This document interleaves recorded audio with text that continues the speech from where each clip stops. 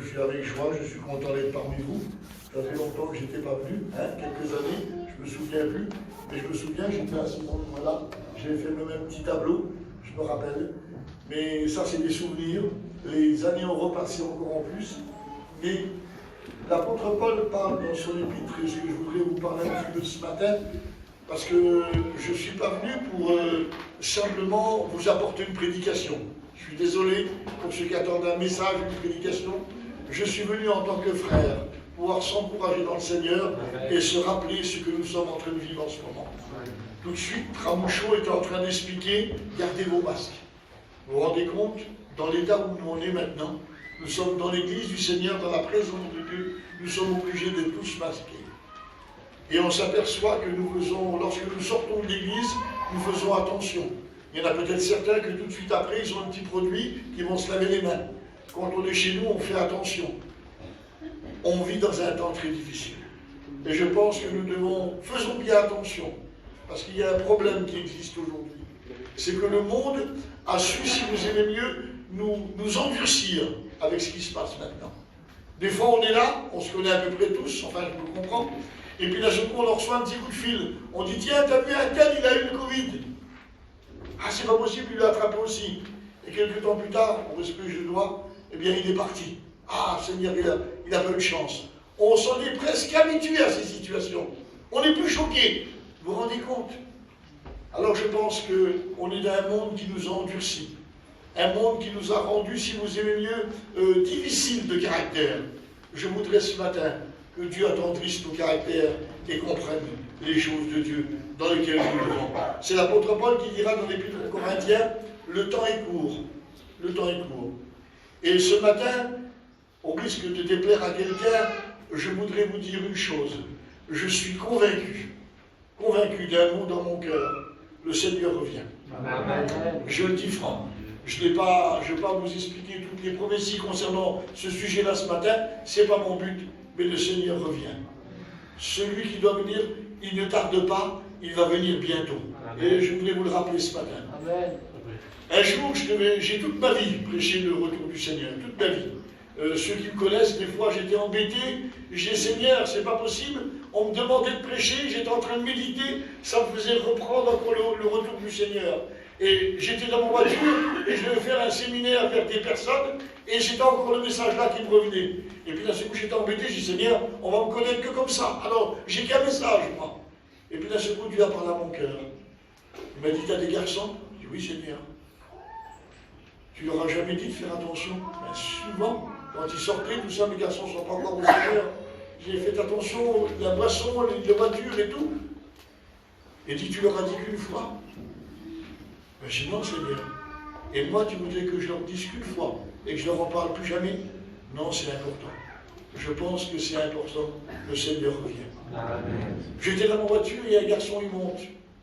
Et il me dit, qui c'est qui prêche? Il savait, mais il me demande, qui c'est qui prêche? Ben, normalement, je dis, c'est moi. Tu prêches sur quoi? Je dis, le retour du Seigneur. Il me fait, ah, l'eschatologie. Parce que c'est comme ça que les exégèses et les théologiens appellent le retour du Seigneur. Ils disent l'eschatologie. Mais lui, c'est un homme comme moi, il n'a pas appris ça, il l'a lu dans un livre. Puis là, ce coup me dit, ben, pourquoi tu leur dis pas? Mais je leur dis quoi? Eh bien, le mot eschatologie à l'église. Mais j'y comprendront rien. Si j'arrive à vous, je parle d'eschatologie ce matin. Qui c'est qui va comprendre? Peut-être un qui lit un petit peu, mais personne ne comprend. Mais si je parle que je vais parler du retour du Seigneur, tout le monde a compris. Même le petit enfant de 12 ans, il sait ce qu'on parle. Ouais. Et puis là, ce coup me dit, mais pourquoi tu ne leur apprends pas? Mais je dis, non, mon bon frère, tu n'as pas compris, toi. Je n'ai pas à leur apprendre l'eschatologie. Je leur apprends à être prêt quand le Seigneur va revenir. Et le but de la prédication ce matin, c'est d'être prêt, mes frères et sœurs. On a besoin d'être prêt. Le jour vient bientôt.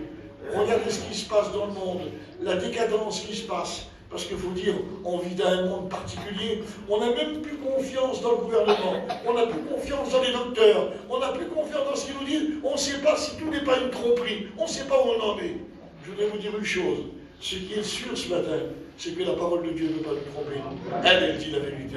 Et nous avons besoin de la vérité. La Bible déclare que la vérité nous affranchit, c'est-à-dire qu'elle nous rend libres. Alors j'ai besoin de liberté, la liberté de Dieu. Et ce matin, Donc je vais vous parler un peu de ces choses. Je voudrais prier un instant, Seigneur. Demandez à Dieu la grâce. On a besoin. Merci à Dieu Tout-Puissant qui est présent parmi nous. C'est pas moi qui ai inventé ta présence, c'est toi qui as dit, quand vous serez réunis, je serai là. Alors ce matin, nous sommes heureux d'être dans la présence du Seigneur. On a tellement besoin de cette présence. C'est cette présence qui peut changer toute situation, qui peut bénir nos cœurs, nous faire avancer, nous faire comprendre, nous guérir, nous emmener dans des sommets qu'on ne peut pas arriver, Seigneur. Tu es le Dieu Tout-Puissant. Eh bien, ce matin, que cette présence bénie ne soit pas simplement une relique, Seigneur, mais une onction qui descend sur chacun. Il y en a qui ont besoin de ta présence ce matin. Il y a des cœurs fermés, des cœurs fatigués, des cœurs meurtris, des cœurs qui ont besoin de toi. Étends ta main, Seigneur. Moi, je ne suis pas capable de faire, mais toi, tu es Tout-Puissant, et je bénis ton nom. À Dieu soit la gloire, dans le nom de Jésus. Amen. Dieu soit béni. Je voudrais vous lire un texte que je pourrais le lire sans ouvrir ma Bible. Pas que je suis fort, mais je ne suis pas le seul ce matin. Mais vous allez comprendre, je dis toujours aux étudiants, quand on prêche, on ne parle pas. On ouvre la Bible et on lit ce qui est marqué dedans. On ne prêche pas nos idées, on prêche la parole de Dieu. Et la parole de Dieu doit être lue dans les églises. La parole de Dieu, c'est celle qui est le plus important. Un mot de la parole de Dieu et tout est changé. C'est pour ça que le centenier a dit seulement un mot. Mais ce mot est de la bouche de Jésus. Et quand un mot vient de Jésus, tout change. Est-ce que tu t'attends ce matin à avoir la bénédiction de Dieu? La Bible nous déclare qu'à la porte de la belle, ce malade qui était là, c'est un mot tout simple. Il s'attendait à recevoir. Quelle belle condition, mes frères et sœurs. On s'attend à recevoir. Et vous savez, on ne se tourne pas vers celui qui peut arranger une chose, qui peut essayer de réparer. Non, on est vers celui qui... Tout est possible à celui qui croit. Les anges qui ont l'habitude de vivre avec lui, ils le connaissent. Ils ont dit, à Dieu, rien n'est impossible. Un frère disait un jour, attention, dans la prière, faisons attention quand on demande. Demandons à Jésus que ce qui est impossible. Seigneur, quelle beauté. Et je pense que nous devons le faire ce matin. Alors, je voudrais vous lire ce texte merveilleux. Vous le connaissez comme moi. Le message de Dieu démarre par ce mot de la Bible. C'est le message. Un jour, ce message est venu dans nos cœurs. Il faut un démarrage en toute chose. Un démarrage. Lorsqu'on parle de la mission, on parle de la famille de Ville, on parle de Lisieux, on parle du pasteur Gita, on parle du démarrage. Il y a eu un démarrage en toute chose. Toi, quand tu viens ici, tu dis voilà, je vais vous expliquer comment j'ai rencontré le Seigneur. Il y a un démarrage en toute chose. Eh bien, le démarrage biblique pour chacun, c'est ça. Jean 3,16.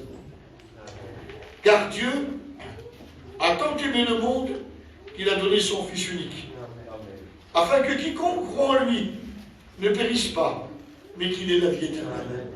Voilà donc, si vous avez lu ce message extraordinaire, Dieu a tant aimé, c'est ce que nous dit la parole de Dieu. Mais il a aimé le monde entier. Il a aimé le monde entier, c'est beaucoup. En ce moment, nous approchons les 8 milliards de personnes.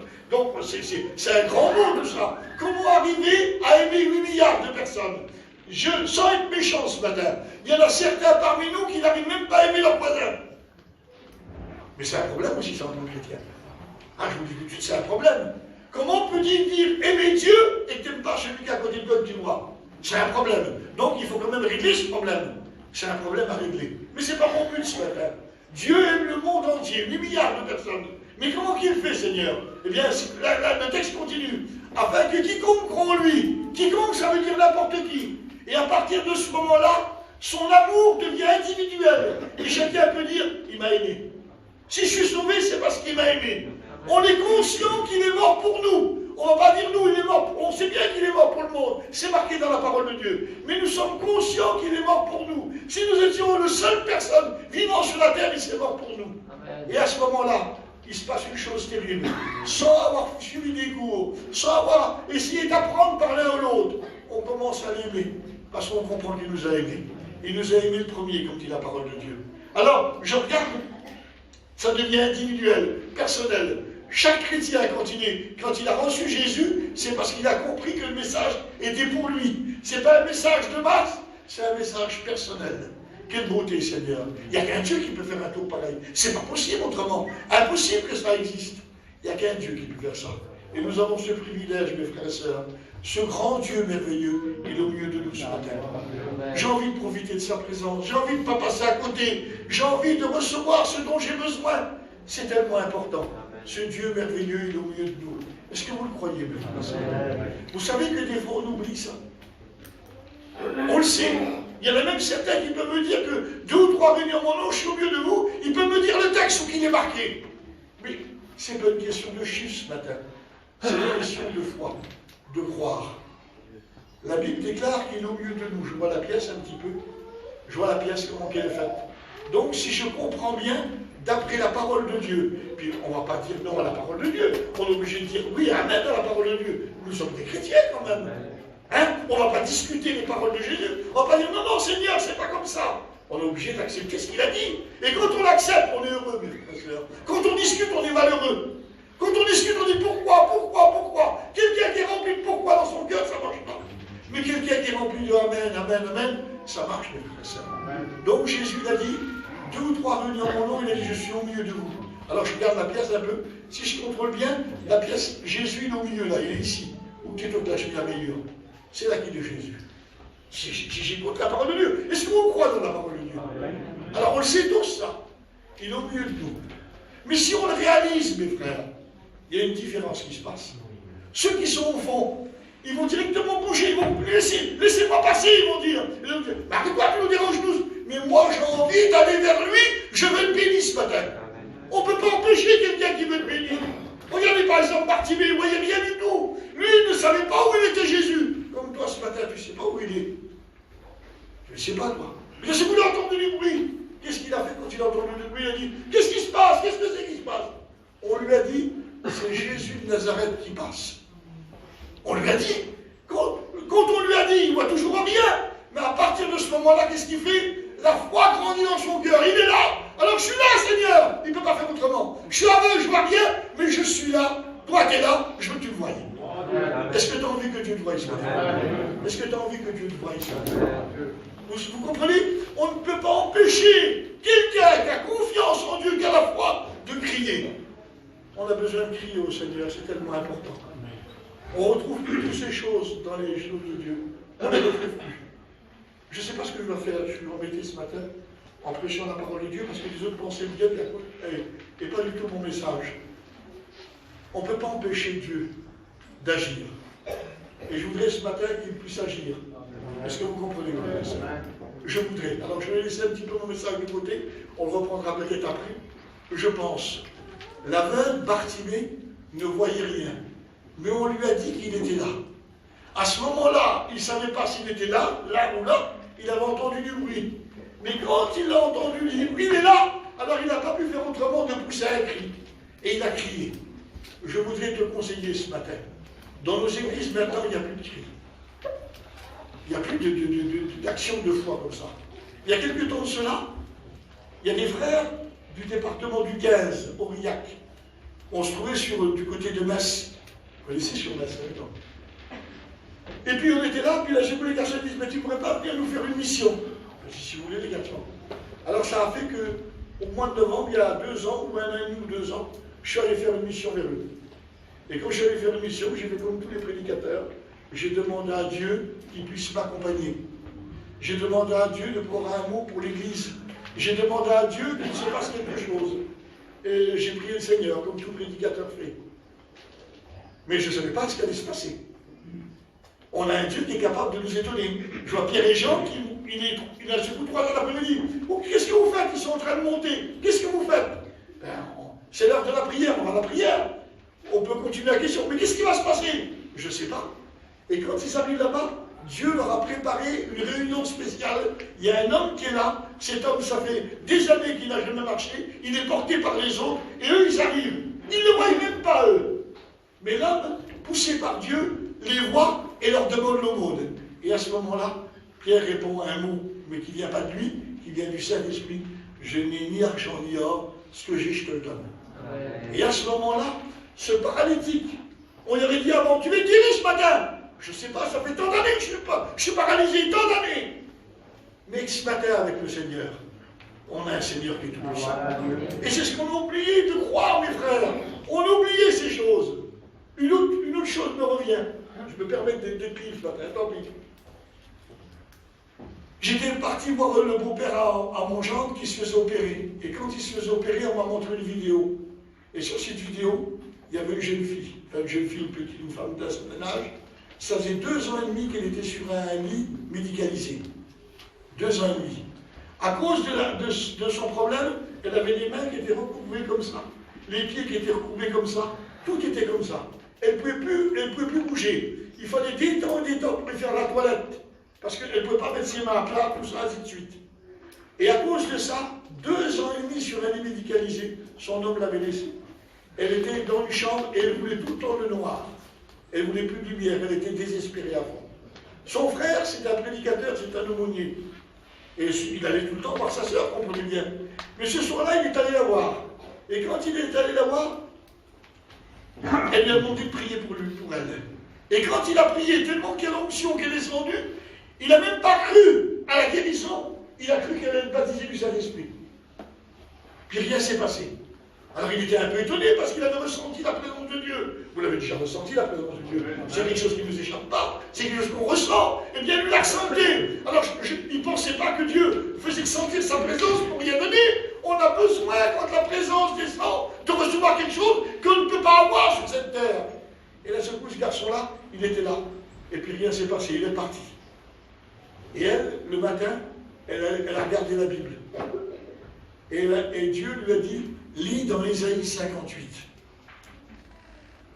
Aujourd'hui, je t'ai guéri promptement. Quelques temps plus tard, 2 ans et demi d'un lit médicalisé, les mains comme ça, les pieds à l'intérieur. Quelques temps plus tard, elle a commencé à retrouver des forces dans son corps, et elle s'est levée. Quelques temps plus tard, ses parents la cherché, elle avait mis un jogging et était partie courir. Amen.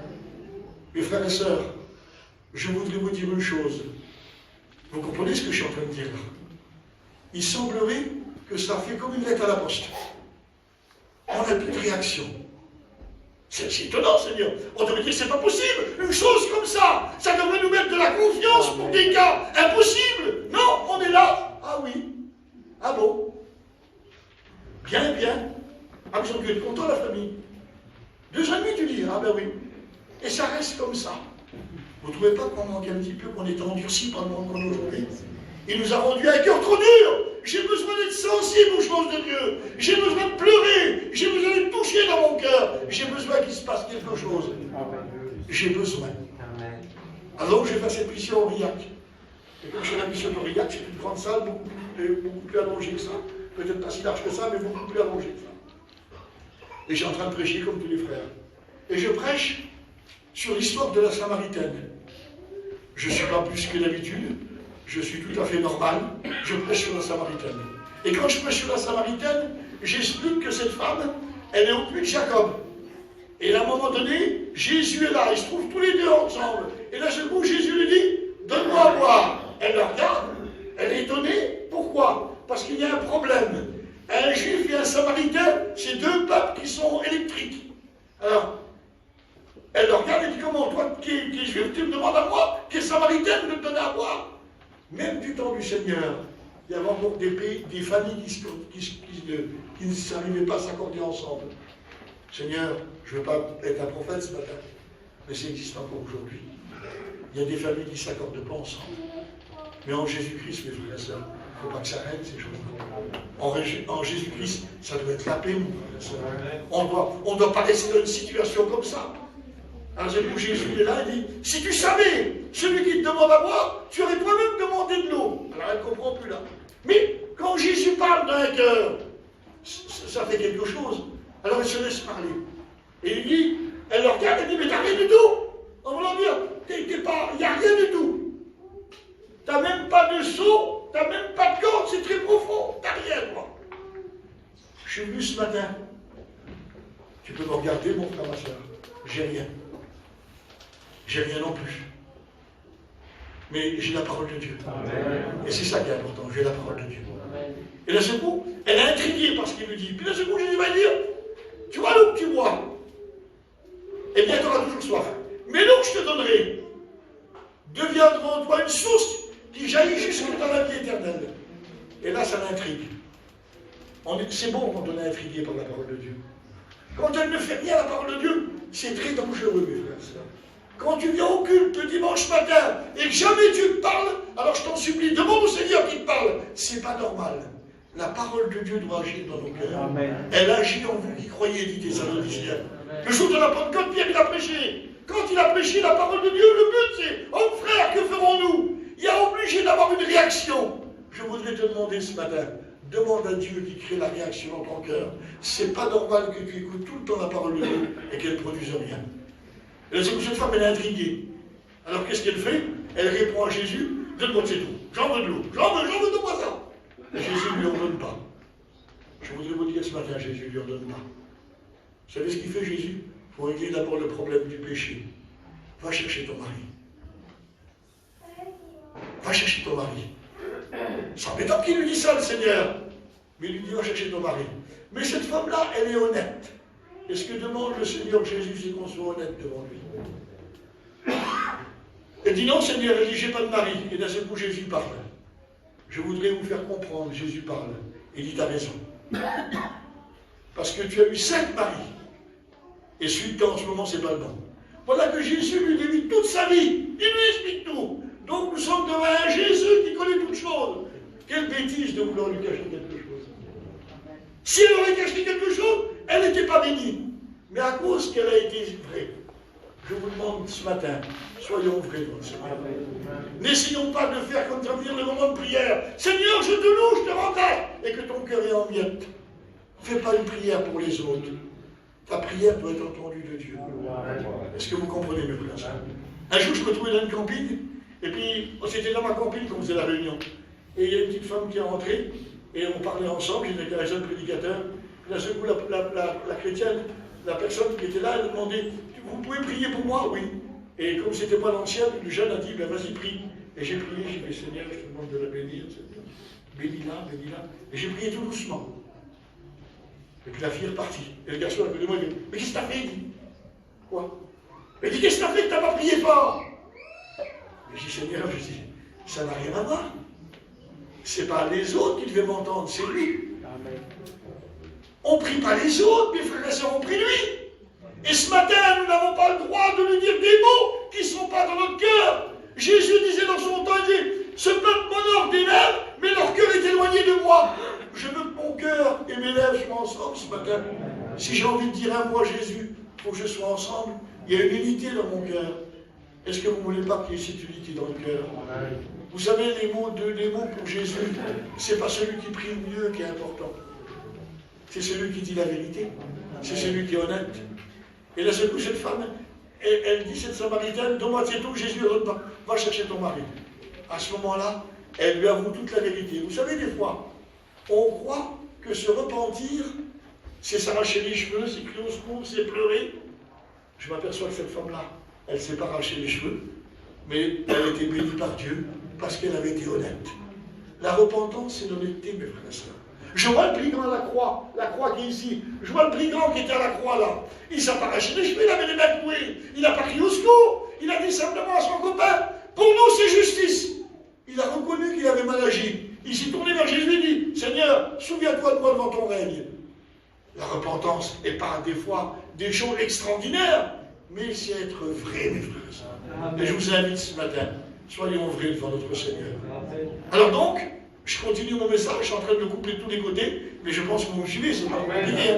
Et puis là, ce coup, j'étais en train de dire ça. Et quand j'étais en train de dire ça, mes frères et sœurs, je n'ai jamais vu ça. Je ne l'ai jamais vu. Dans la salle, il y a une femme, je n'ai pas été demandé, mais qui se trouvait dans une situation comme la Samaritaine. Vous savez ce qu'elle fait? Elle crie au secours et elle demande pardon à Dieu. Mais ça ne se fait pas, ça. Où vous avez vu une chose se faire pareille? Jamais j'ai vu ça. J'étais là, j'étais étonné, j'ai dit, qu'est-ce qui se passe là?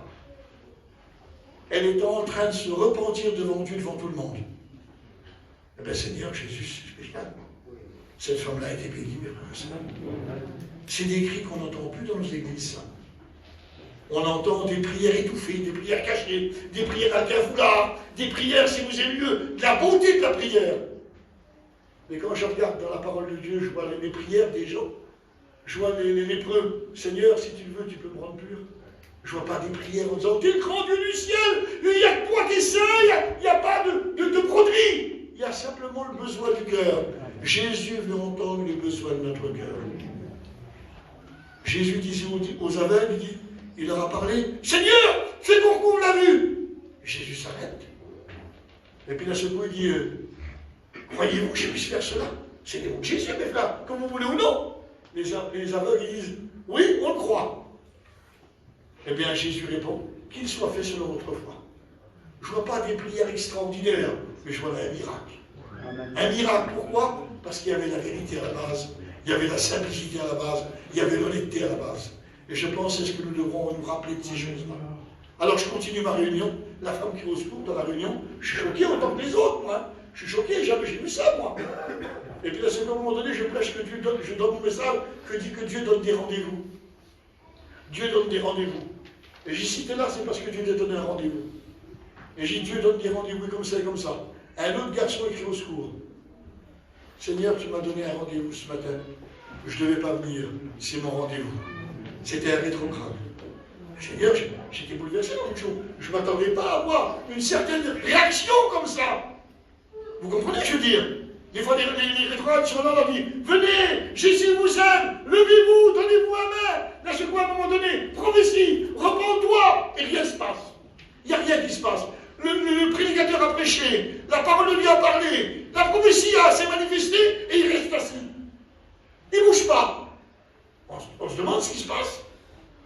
C'est presque à croire que les dons spirituels, c'est tout est faux alors. Ça nous laisse entendre des choses qu'il ne faut pas. Et là, Seigneur Jésus, simplement la prédication. Il répond à la prédication, il dit Seigneur, tu m'as donné rendez-vous ce matin. Et il éclate en sanglots, la bénédiction de Dieu est là. Je dis, Seigneur, c'est pas possible que ça se laisse comme ça. Et puis je continue ma prédication. Et à un moment donné, j'explique que Jésus n'a pas changé. Et je voudrais vous le dire ce matin. Il n'a pas changé. Mais il n'a pas changé, si vous aimez mieux. On a l'habitude de dire, Hébreux 13:8, il peut guérir, il guérit encore. Je voudrais vous dire une chose ce matin. Il n'a pas changé en compassion. Il a toujours de la compassion. Il n'a pas changé en amour. Il a toujours de l'amour. Il n'a pas changé en pardon. Il est encore capable de pardonner ce matin. Il n'a changé en rien du tout. En aucune chose il a changé. Et puis là, je suis en train de prêcher ce message-là. Et vient le moment donné que les prédicateurs appellent ceux qui ont besoin. Et je suis là, les prédicateurs appellent ceux qui ont besoin. Il y a un homme dans le fond de la salle. Et dans le fond de la salle, il a à peu près 65 ans, cet homme-là. Et cet homme-là, il était interdit par son frère de venir dans les réunions, parce que son frère était responsable charismatique.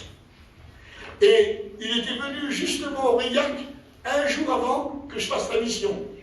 Et il avait su qu'il avait la maladie, la mauvaise maladie. Alors, il y a quelqu'un qui était venu vers lui, puis il a dit, mais pourquoi tu ne viens pas te faire imposer les mains?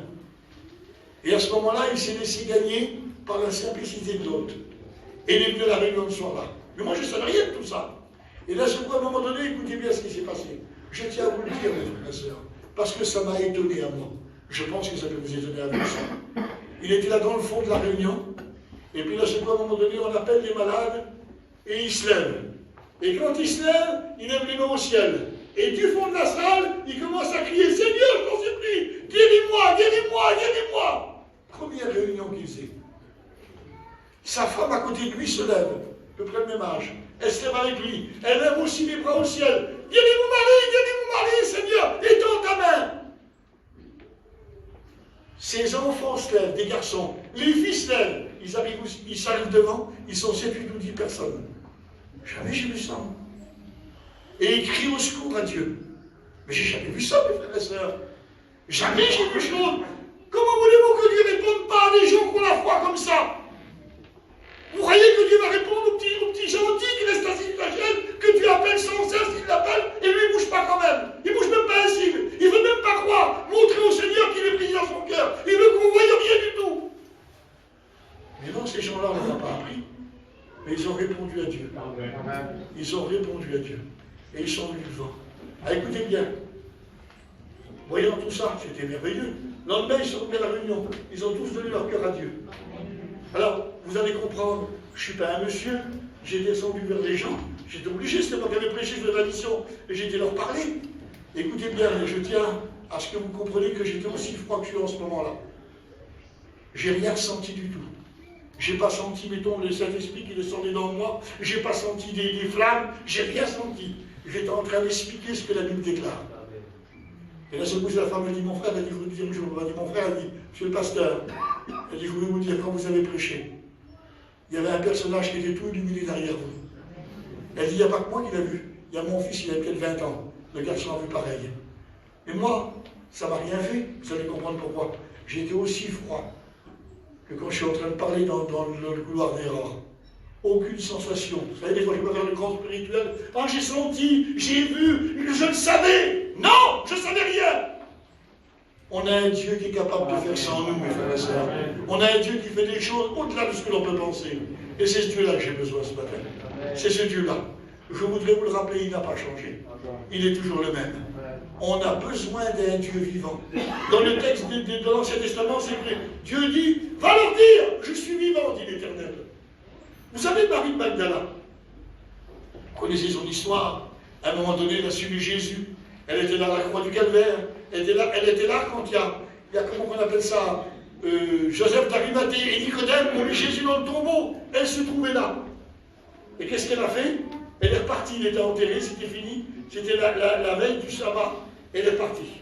Et quand il y a eu, au bout de 3 jours, elle est arrivée, le jour de la Pâque, elle est arrivée. Et quand elle est arrivée, elle avait pris des aromates. Parce que c'était la coutume juive d'enterrer Jésus comme ça, avec des aromates. Et quand elle est arrivée, elle avait mis tout ça de côté. Et vous savez ce qui est marqué dans la parole de Dieu, je n'avais jamais fait attention à ça. Pourtant, c'était Marie de Magdala. Elle avait assisté, elle avait été délivrée par des démons. Elle avait vu Jésus dans son ministère, parce qu'elle accompagnait les apôtres. C'est marqué dans le livre de Luc. Elle faisait partie de l'équipe. Elle avait vu Jésus prêcher, Jésus faire les miracles. Et là, quand elle arrive au tombeau, la Bible déclare, elle cherchait le corps de Jésus. Elle cherchait un corps. Elle ne cherchait pas Jésus, elle cherchait un corps. Elle a oublié que Jésus a dit, le 3e jour, je ressusciterai. Elle a oublié. Et des fois, nous les chrétiens, nous avons oublié qu'il est vivant. Nous avons oublié qu'il est là présent. Jésus ne répond qu'à la fois, mes frères et sœurs. J'ai besoin ce matin, on n'est pas venu voir un corps, on est venu voir Jésus qui est vivant. Les anges ont rectifié tout de suite. Pourquoi cherchez-vous parmi les morts? Celui qui est vivant, il est ressuscité, il est vivant. Mes frères et sœurs, si je vous parle de ça ce matin, ce n'était pas du tout ce que je devais dire, mais je voudrais simplement me laisser conduire. Pas que je suis un homme d'esprit, mais je voudrais laisser une liberté dans ce qui me vient dans mon cœur. Jésus est vivant. J'étais dans une réunion, et puis d'un seul coup, on a appelé un aumônier à témoigner.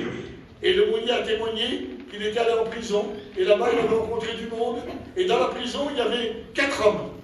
4 hommes. Il y en avait un qui avait besoin de bondage, un autre qui devait être opéré des hernies discales, un autre qui avait la jambe coupée et qui avait une prothèse. Mais toute sa prothèse faisait de l'infection, et peut-être qu'il fallait qu'il lui coupe la jambe plus haut, alors c'était des cas désespérés, et il y en avait un 4e, je ne me rappelle plus. Et donc, l'aumônier est en train de nous expliquer ça. Et qu'est-ce qui... Donc, et il a dit que 8 jours après, il est reparti en prison les visiter. Et donc, il a prié pour les 4 garçons. Et quand il a prié pour les 4 garçons, le premier qui avait besoin de bondage, guéri. Le 2e qui avait les hernies discales, guéri. Le 3e qui avait la prothèse, plus l'infection, fini, impeccable. Le 4e, je ne me souviens plus. Alors, je vous expliquais ma réaction. Moi, je suis terre à terre, mes frères et sœurs. J'aime comprendre les choses. J'étais assis dans l'église, j'étais obligé de dire Amen. Parce que devant 3 miracles, un 4e que je me rappelle plus ce que c'était, je suis obligé de dire Amen quand même, c'est-à-dire. Je ne suis quand même pas un homme qui ne comprend pas les choses de Dieu. Je suis obligé de dire Amen quand Dieu agit. Mais j'étais assis sur ma chaise, et j'ai dit Seigneur, je ne comprends plus rien. Alors je dis Seigneur, il faut aller en prison pour être guéri. Parce que je dis dans les églises, il y a des tableaux, il n'y a que la craie qui marche, l'éponge ne marche pas. On est toujours en train de mettre des noms. Quand on efface, c'est parce qu'il n'y a plus de place pour mettre d'autres noms. On a du mal à effacer les guérisons. Je ne sais pas si vous avez réagi comme moi, mais j'étais comme ça. Je dis Seigneur, il faut être allé en prison. Puis d'un seul coup, j'ai réfléchi, je dis Seigneur, quand quelqu'un est en prison, mon Seigneur, c'est vrai qu'il y a des cas, qu'il y a eu des tromperies dans la justice, Mais tout le monde, quand il va en prison, c'est qu'il y a une raison. Alors c'est là. Donc eux, c'est plus que tous les chrétiens qui sont ici, là. On est combien de chrétiens ce matin? Ah ben, j'ai dit, Seigneur, voilà en prison pour être guéri. Alors j'ai calculé, j'ai dit, Seigneur, c'est pas possible. C'est pas possible. Et j'ai commencé à chercher. Ça m'a vraiment tracassé. Et j'ai cherché à comprendre. Et je me suis aperçu, comme j'ai dit tout à l'heure, lorsque les aveugles sont venus, Jésus dit, croyez-vous que je puisse faire cela? Vous avez dit sur ce point-là, il était tout simple. Croyez-vous que je puisse faire cela? Je voudrais vous demander ce matin, croyez-vous qu'il peut le faire? Amen. Bon, vous allez tous me dire Amen. Mais ce qui est important, mes frères, ce n'est pas le Amen des chrétiens, c'est le résultat de Jésus. On a besoin de voir des résultats, mes frères. La Bible déclare que lorsque Jésus leur a dit, il leur a dit, allez par tout le monde, prêchez la bonne nouvelle. Et c'est ce qu'ils ont fait. La Bible déclare qu'ils sont allés partout, mais ce n'était pas suffisant. Ils avaient obéi à Dieu, mais ils avaient été partout, mais ce n'était pas suffisant. La Bible déclare, ils confirmaient la parole de ses envoyés par des prodiges et des miracles. Donc il faut cette confirmation, on a besoin. Mes frères et sœurs, je ne veux pas prier à un Dieu toujours qui ne m'entend pas. Je veux prier à un Dieu qui m'entend. Un Dieu qui me voit. D'ailleurs, ça je t'ai dit tout à l'heure. On a dit, c'était gentil ce que tu as dit, mon frère. Dieu nous voit, Dieu nous voit. Mais il ne faut pas simplement qu'on s'arrête à ce mot-là, il faut qu'on le croie de tout notre cœur. Alors j'ai regardé dans la parole de Dieu. Et puis Jésus ici, il va loin, le Seigneur. Il a dit aux aveugles, les aveugles, mes frères et sœurs, que vous voulez ou non, ce n'est pas des personnages les plus spirituels, c'est des gens qui se trouvent au bord d'une route, remplis de poussière, remplis de saleté, ils n'ont sûrement pas de douche quand ils viennent vers eux, au respect je dois, ils sont bourrés, et quand ils passent du monde, ils tendent la main. Ils ont que la main tendue, c'est tout. Ce n'est pas des grands spirituels, ce n'est pas des hommes à genoux dans les synagogues, c'est des malheureux. Et Jésus leur dit, croyez-vous, je puisse faire cela? Et les aveugles disent, oui Seigneur. Donc la foi, mes frères et sœurs, ce n'est pas de l'endoctrinement, c'est de la confiance en Dieu. Est-ce que on veut lui faire confiance? Vous allez me dire, mais c'est normal dans les chrétiens. Non, mais il y a un pas de plus à faire encore. Et bien sûr, je regarde dans la parole de Dieu, et où Jésus a la méthode à l'extrême, c'est à un moment donné, il est dans le nord d'Israël, du côté de Tyr et Sidon. Et là, il est en train de parler dans la maison, il y a une femme qui rentre. Et elle cache tout, on va dire. Elle arrête le message de Jésus. Elle dit, Seigneur, vite, il y a ma fille qui est tourmentée par un démon. Viens la délivrer. Et là, Jésus parle avec elle. Jésus un peu éprouve sa foi. Et cette femme, elle dit, Seigneur, c'est vrai que tu ne donnes pas le pain au petit chien, mais dis-moi, simplement les miettes qui sont à la table, ça me suffit. Jésus lui répond, écoutez bien, il va lui donner deux réponses. J'aimerais qu'il ait dit sur chacun de vous ce matin, ma fille, ta foi est grande. Mais ce qui est le plus, c'est ce qu'il dit encore ensuite qui m'a épaté, moi. Il dit qu'il soit fait comme tu veux. Ah, Seigneur, c'est spécial. Comment, Seigneur, tu demandes à cette femme, elle est tyro-sénicienne, là, elle est cananéenne, elle a ses dieux, sa religion, et tu lui dis maintenant, moi, je suis chrétien, je suis juif, et à elle, tu dis qu'il soit fait comme tu veux. Alors, ça veut dire quoi, ça? Ça veut dire qu'elle a la liberté de laisser agir le Seigneur. J'ai envie de l'entendre ce matin, mes frères. J'ai envie d'entendre qu'ils disent à toi qu'il y a un autre problème, qu'il soit fait comme tu veux ce matin. Mais Seigneur, c'est pas possible. On croit que c'est un rêve. Mais ça n'existe pas, les mots-là. Mais si, ça existe, Jésus les a dit. Je veux les croire quand même de tout mon cœur. Qu'il soit fait comme tu veux. Alors à partir de ce moment-là, j'ai commencé à regarder. Et j'ai dit, Seigneur, c'est pas possible, tu n'as pas changé. Et j'ai commencé à prêcher ce message que Jésus n'a pas changé. Je ne vous cache pas. J'allais tout le temps prier pour que Dieu me bénisse. Parce que je ne voulais pas simplement dire des mots. Je voulais voir les choses. Et je demandais à Dieu sa grâce. Un jour, j'étais dans une réunion à Marseille. Je vous explique ces choses. Je ne vous explique pas pour que vous me regardiez à moi, mais vous regardez à lui. Parce que de toute façon, si vous venez vers moi, vous allez repartir à vide. Mais si vous allez vers lui, vous allez être béni. Alors je pense qu'il faut bien vous diriger vos regards du bon côté. À un moment donné, lorsque l'apôtre Pierre, quand il a guéri ce malade-là, les gens l'ont regardé, mais il leur a dit, mais pourquoi regardez-vous à nous? C'est pas nous, c'est lui, par sa puissance et par son nom, qui a réussi à faire marcher ce malheureux. Alors ce matin, vous devez vous le regarder. Et puis j'étais dans la réunion, et puis le pasteur me parle et me montrait un couple. Un couple qui était, comme on dit, dans le monde au bout du rouleau. Et dépravé à fond. Pas de sommeil, pas de vie, de la drogue. Une misère sur eux. Il n'y a pas besoin d'avoir un don spirituel pour voir qu'ils étaient à bout. Et puis le garçon me les montre. Alors moi je suis comme ça, j'ai répondu tout simplement, j'ai dit, Mon frère, je ne suis pas un guérisseur. Je ne veux pas tricher. Je ne cours pas après les malades pour les guérir, mes frères et sœurs. C'est parce que Jésus m'a demandé, moi. Il m'a dit d'annoncer sa parole. Et puis il me demande, ces gens-là, si je suis pas un guérisseur, mon frère, que Dieu les bénisse, voilà ce que j'ai répondu. Et puis d'un seul coup, ce couple-là, ils étaient juste devant, là. Un public comme ça, c'était serré à fond, il y a plein de monde dans la réunion. Et quand d'un seul coup, j'étais en train de prêcher, et j'étais justement en train de prêcher que Jésus n'a pas changé, qu'il est toujours aussi puissant, rempli d'amour et de compassion. Ce foyer-là me regardaient, et ils étaient comme, vous savez comment on dit, ils étaient comme ça, ils buvaient toutes les paroles que je disais. Je me suis rendu compte que j'ai vécu un petit moment de Dieu. Vous savez, quand à un moment donné que les hommes ont descendu ce malade devant Jésus dans la pièce, la Bible déclare Jésus voyant leur foi. Je ne suis pas spirituel, mes frères et sœurs, je suis un prédicateur comme les autres, mais j'ai vu qu'à ce moment-là, ils avaient la foi. Je l'ai vu. Dieu me l'a fait comprendre. La réunion se finit, je dis, mon frère, j'impose pas le mot malade, c'est vous qui allez appeler les malades et c'est vous qui allez imposer les mains. Mais je te demande une chose, mon frère. Prends le téléphone de ce foyer-là, téléphone-leur demain et tu verras, ils te diront qu'ils sont guéris. Le lendemain, j'attendais plus le lendemain, je l'ai appelé. Je lui ai dit, tu les as appelés? Il dit, oui, je les ai appelés. Ils sont guéris. J'ai vu leur foi. Je dis en vérité, je voudrais que ce que je vous dis de la Bible, ce n'est pas une invention personnelle, c'est de la Bible, que vous ayez la foi. Dans la même été, on était avec du monde, c'est où il y avait un petit enfant, c'était un petit gros. Excuse-moi.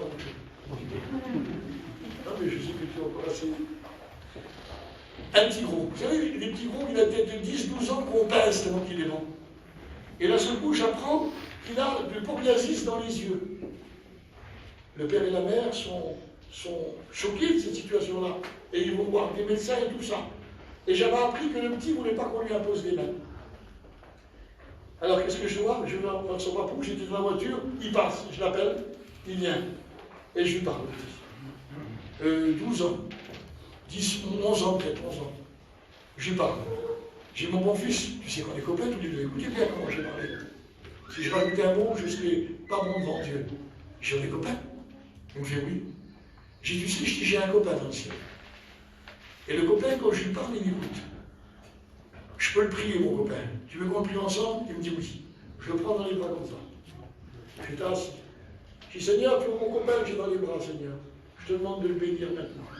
Je te demande d'étendre ta main sur lui. Toi, ce qu'il a, Seigneur. Enfin, je ne me rappelle plus les mots que je dis, mais tout ça, comme une prière de petit bébé. Bénis-le. Sinon que j'ai fini ça, hop, il se dégage de mes bras, il coupe des arbres. Sa mère l'appelle. Viens vite, ton traitement. C'est pas l'appel, le Seigneur m'a guéri. Il était guéri sur le chemin. 12 ans. Ou 11 ans. Je pense que vous avez plus de 11 ans ou 12 ans. On ne peut pas croire ces choses-là, nous. Il y aurait des petits enfants qui croyaient ça. Il y aurait que ceux qui sont en prison qui croyaient ça. Et nous, alors, on est des chrétiens, on ne le croirait pas. Non, je pense qu'il peut se passer des grandes choses par la grandeur de Dieu. C'est Dieu qui fait les choses. Alors, je vais expliquer pourquoi. Je regarde l'heure. Oui, je vais terminer. Je vais expliquer pourquoi que je prêche ça. Parce que je le crois. Parce que Dieu m'a mis au pied du mur. J'étais du côté de Bayonne et je devais aller manger vers un frère de la Réunion qui m'a invité à manger le soir. Et j'étais chez moi, il y avait une chaleur étouffante. Je venais de prendre une douche, je venais de me changer pour aller vers lui, et au moment que je vais me sortir, le téléphone sonne. Et quand le téléphone sonne, je ne sais pas si pour ceux qui la connaissent, Madame Le Gossec, elle a du mal à parler, on ne la comprend pas. Et puis elle me demande des choses que ça ne va pas. À ce coup, je fais oui, et au même moment, je fais un infarctus. Je sens que je me sens écrasé devant, et je me sens le pic derrière, et je sens que je suis en train de mourir là. Je dis, ma soeur, je ne peux pas te parler. Je dis, ma soeur, excuse-moi, je ne peux pas parler. Je raccroche. Je vide dans mon placard, je prends la petite bombe pour me mettre sous la langue, comme je suis malade du cœur, et je vois que je fais un infarctus. Qu'est-ce que je fais? Il y avait ma chaise longue qui était sous le store, je m'allonge. Je dis, qu'est-ce que je fais, Seigneur? On est à peu près 150 ou 200 km de Bordeaux. On est en pleine place de Grand Passage. Je vais appeler mes garçons, je vais essayer d'appeler tout le monde. Le salut qui va venir, la pagaille, ça va faire. Je dis, Seigneur, tu connais toutes choses, Seigneur. Et je suis là, puis je sens de plus en plus, ça me presse. De plus en plus, j'ai de mal à parler. La seule chose que je vois un homme que je connais bien, qui a à peu près mon âge, Nanan, il s'appelle ça, Breton. Il arrive vers moi, il y avait juste un tabouret qui était à côté de moi. Il me regarde, j'étais vert dans la figure. Il s'assoit, Je dis, Nana, je ne peux pas te parler, je suis trop mal. C'est ce qu'il fait? Il se lève et il s'en va. Je dis, Seigneur, je suis en train de mourir, l'homme, il s'en va. Et il s'en va. Je dis, c'est pas possible. Je dis, qu'est-ce que je fais? Seigneur, tu connais toutes choses. Parce qu'à un moment donné, il arrive un étudiant. Quand l'étudiant arrive, lui, il arrive, il me regarde, il dit, va vite, il appelle les prédicateurs. Je dis, vite, dépêche-toi, je suis en train de mourir, mon fils. Il va appeler les prédicateurs, il revient 2 minutes après, il dit, ils sont tous partis à la mer. Je dis, là, je suis bien. Et je suis là, je ne bouge plus. Je dis, Seigneur. Puis là, c'est qu'à un moment donné, en travers les. Ça fait comme une allée, je vois au loin, Nanan qui revient avec Miti l'ancien. Et Miti, je le vois, il a dans la main la fiole d'huile. Écoutez voir. C'est ce que je voudrais vous expliquer ce matin. Ils viennent tous les deux en venant sur moi avec la fiole d'huile. Puis là, c'est coup, il y a un mot qui parle dans mon cœur. Et ça me dit ça, écoutez, c'était facile pour toi de dire à tout le monde que je n'ai pas changé. C'était facile pour toi de dire à tout le monde que je guérissais. Mais maintenant, c'est toi. Et c'est pas grand-chose que je vous dis là. C'est comme un coup de massue qui vous arrive dessus. Et puis là, ce coup-là, je réalise. Je dis, Seigneur, je suis obligé de guérir, autrement je ne pourrais plus jamais prêcher ça. Je ne pense même pas que je vais mourir. Tout s'éloigne de mon cœur. Là, ce coup, je pense, je dis, je ne pourrais plus jamais le prêcher si tu ne me guéris pas. Alors j'ai fait une chose, mes frères. Je me suis repenti devant Dieu. J'ai dit, Seigneur, s'il y a quelque chose qui ne va pas dans ma vie, je te demande pardon de tout mon cœur. Mais là, j'étais rien, mes frères. Je ne faisais pas une belle prière au Seigneur. Il fallait la bénédiction de Dieu. J'avais besoin de ça. Et là, ce coup, à un moment donné, ils sont arrivés de plus en plus près de moi. Vous savez, il ne faut pas des heures pour se repentir. Il faut être vrai. Il faut être sincère. Et à ce moment-là, j'ai mis mon cœur à jour devant Dieu. Et ils sont arrivés. Miti ne m'a même pas dit un mot. Il a commencé à prendre un petit fiole d'huile, il me l'avait passé sur le front. J'étais allongé comme ça, il me l'avait passé sur le front. Quand il l'a passé, ça faisait comme s'il y avait le roue d'un véhicule qui était sur moi là, qui m'écrasait, qui m'empêchait de respirer. Ça a fait comme ça. Ça a parti sur le côté, dégagé sur le champ, guéri sur place à l'instant même. Le Nanan qui était là, il dit, je connais un petit docteur dans le quartier, il va le prendre tout de suite. Laisse tomber. J'avais trop fait l'expérience grandiose. J'ai dit, le Seigneur m'a guéri, le Seigneur m'a délivré. Je voudrais vous dire une chose. Il m'a mis à l'épreuve. Que Dieu soit béni, parce que j'ai encore plus de conviction à vous dire, il n'a pas changé. Il est toujours le même. Le Seigneur est tout-puissant. On était à la réunion l'autre soir. L'autre soir, on était à la réunion. C'était donc, il y a 1 ou 2 jours de ça, on était sur la place de Grand Passage. D'un côté, c'est l'autoroute, de l'autre côté, le train. Ça n'arrête pas le bruit toute la journée, toute la nuit entière. On avait monté la petite toile. Quand on prêche, on doit parler fort à cause du bruit. Il y a une sœur qui est venue témoigner. Il reste à Ballon. C'est une Pélex. Elle a rencontré Jésus cet été. Elle avait une vie de misère. Elle était prise par l'ennemi. Une décadence totale. Elle voulait se suicider. Elle a tout fait pour ça. Son petit était autiste. Et elle ne pouvait pas sentir les chrétiens. Elle ne pouvait pas les voir, même de les voir, ça les mettait à bout. Elle ne voulait pas entendre parler. Il y avait sa tante qui était chrétienne. Et un jour, elle lui parlait. Elle ne voulait même pas. Elle a dit, tais-toi, parle-moi pas de ça. Elle ne voulait même pas approcher sa tante. Et puis à ce moment-là, elle prenait des cachets, pour ne pas se suicider. Elle prenait de plus en plus ces cachets. De plus en plus en grand nombre. Comme ça qu'elle dit à un moment donné, quand va exploser et je serai débarrassé. Je ne peux plus vivre dans cette situation. Une femme de caractère qui avait toujours l'habitude de s'occuper de toutes choses. Mais là, c'était trop. C'était au-dessus de ses forces. Et à ce moment-là, elle était en train de prendre et elle a vu qu'elle n'en pouvait plus. Et quand elle n'en pouvait plus, elle s'est rappelée des paroles de sa tante. Grand-chose pourtant. Sa tante, elle l'a repoussée. Oh, arrête tous ces choses. Je ne veux pas entendre parler. Et là, à ce moment-là, les paroles qu'on lui avait dites, elle les a repassées dans son cœur. Et qu'est-ce qu'elle a fait? Elle s'est mise à genoux dans sa pièce. Elle a demandé, elle a parlé. Puis quand elle a parlé, elle a compris qu'elle avait parlé à Dieu. Elle est tombée. Et quand elle s'est réveillée, écoutez bien, elle n'était plus la même personne. Elle avait rencontré Dieu. Il y a 2 jours de ça. Elle s'est baptisée. Le témoignage, il est bouleversant. Là, je vous explique balement. Dans la même soirée, il y avait le beau-père Anaïm. Anaïm, ton beau-père. Son beau-père, lui, il avait un problème au cœur. Il avait un artère bouchée et un autre qui était écrasé. Et l'homme-là, d'un certain âge, il avait peur. Grand la peur. Il a prié Dieu, il a prié Dieu. Quand ils ont passé l'examen, le soir, ils nous expliquaient à la réunion, plus rien du tout. Et monsieur, il y avait ça, il n'y a plus rien. Vous n'avez plus rien, tout est neuf. Je voudrais vous dire une chose, il n'a pas changé. Alors je voudrais vous dire une chose maintenant. Si Seigneur, tu le fais là-bas, alors ça serait injuste de ta part de ne pas le faire ici. Il aurait ses chouchous. Non, je ne pense pas qu'on appelle un Dieu comme ça. La Bible déclare que tous ceux qui venaient vers lui étaient bénis. J'ai besoin d'être béni ce matin. Je vous dis en toute vérité, je ne voulais pas du tout vous prêcher ça. Ça n'a rien à voir. Je voulais prêcher sur le retour du Seigneur. Mais le Seigneur a voulu comme ça ce matin. Il y a peut-être des besoins que je ne connais pas. Je ne suis pas un guérisseur. Je n'ai pas le don des miracles. Je suis un prédicateur comme mes frères, mais je crois dans la parole de Dieu. On prie le Seigneur maintenant. Que ton nom soit béni, Seigneur, parce que tu es notre Dieu et tu es vivant. Je te prie dans cet instant, Seigneur,